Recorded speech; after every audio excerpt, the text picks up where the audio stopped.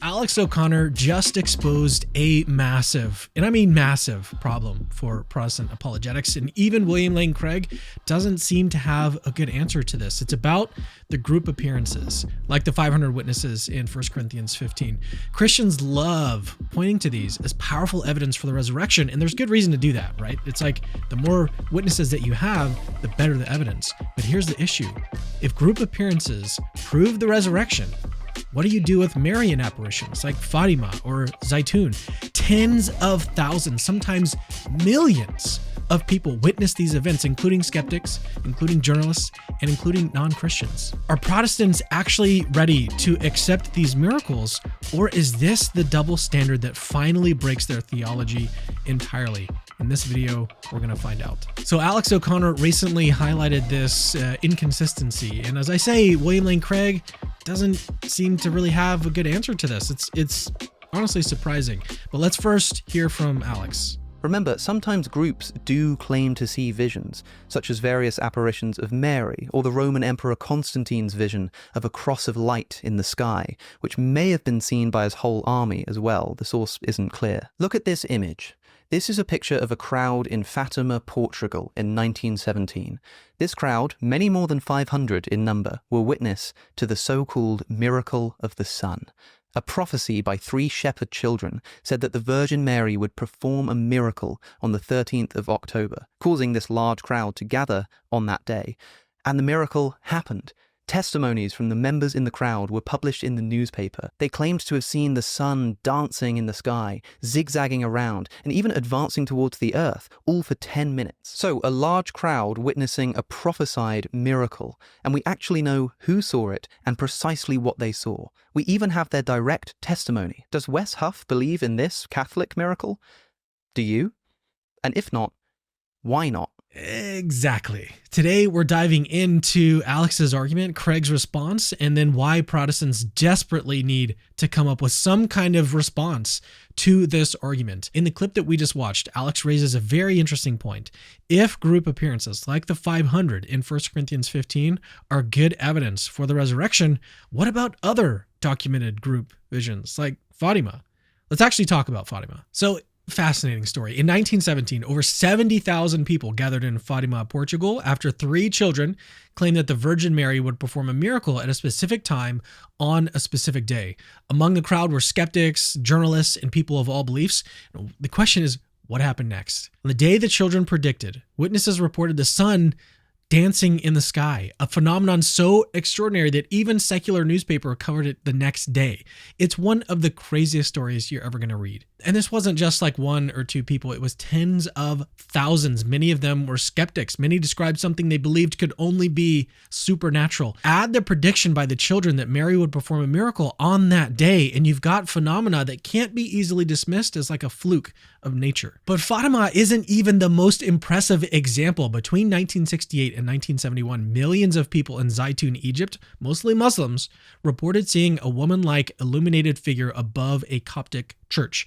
The witnesses, both Muslim and Christians, immediately recognized the image as Mary. These apparitions weren't fleeting. They happened repeatedly, were photographed, investigated by secular religious authorities, and even broadcast live. If you're looking for a group appearance, this is definitely it.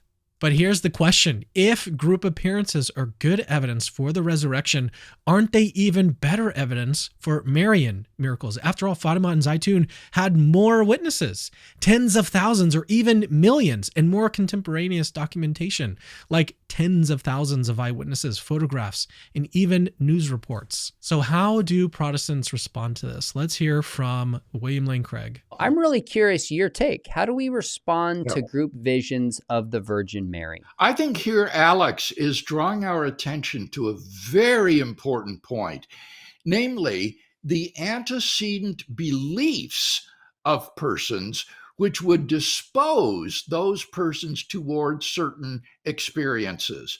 Like Alex, I am skeptical of the Marian mass appearances. The person who experiences Marian visions are typically Roman Catholics predisposed toward belief in the Virgin Mary. And so for exactly the same reason, I wouldn't lay too much emphasis on the appearance to the 500 brethren, who were probably all Christians. It's interesting that Paul refers to them as brethren, 500 brethren. So these people were probably already Christian believers and therefore predisposed to believe in Jesus' resurrection. And so I wouldn't lay too much emphasis on this. As you said, Sean, it's a piece in the puzzle. It's part of the cumulative case. Dr. Craig's response here, as much as I love him to death. Let's just say that his response here is less than satisfying. All right. He suggests that Marian miracles like Fatima aren't credible because the witnesses were predisposed to believe in the Virgin Mary. But this explanation falls apart for at least two reasons. I've already kind of mentioned one of them. So first, not everyone at Fatima was predisposed to believe. Among the 70,000 were skeptics, journalists, and even atheists. These people weren't exactly looking for a miracle, yet they all reported seeing similar extraordinary phenomena. And second, predisposition doesn't explain Zaytoun at all. In Zaytoun, thousands of Muslims, people with no cultural or theological predisposition to Marian apparitions, reported seeing the Virgin Mary appear above a Coptic church.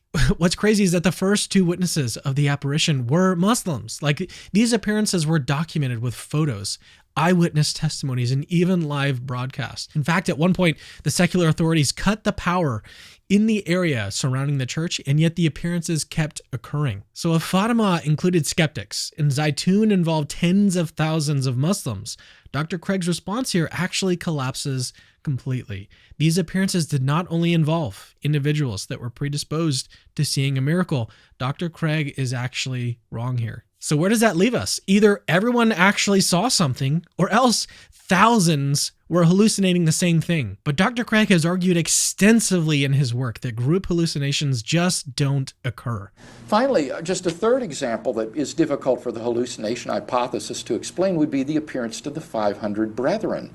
Here you have 500 people, most of whom are still alive at the time of Paul's writing. He knows them personally because he knows some have died in the interim. And all of them claim to have seen Jesus risen from the dead. Now, again, mass hallucinations are extremely rare because as projections of your own mind, they are only in the mind of the percipient, and therefore you cannot have literally a mass hallucination. It would have to be really a mass coincidence of all these people hallucinating Jesus at the same time.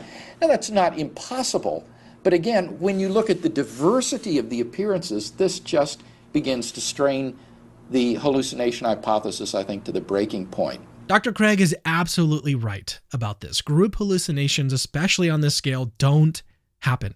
But that creates an even bigger problem. If these Marian apparitions weren't hallucinations, what were they? The first Muslim witnesses actually told us they were an apparition of the Virgin Mary. So let's recap really quickly. Protestants rightly point to group appearances like the 500 witnesses or the appearance to the 12 in 1 Corinthians 15 as evidence for the resurrection. It's very good evidence.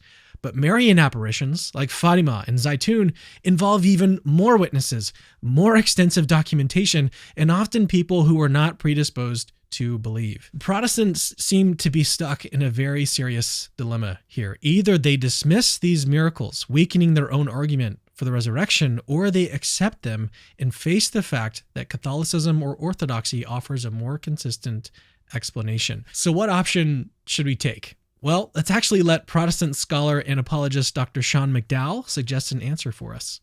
Now, if I understand Alex's reasoning correctly, he's saying, if we have this appearance of the 500, then we would need to adopt these Catholic visions of Mary.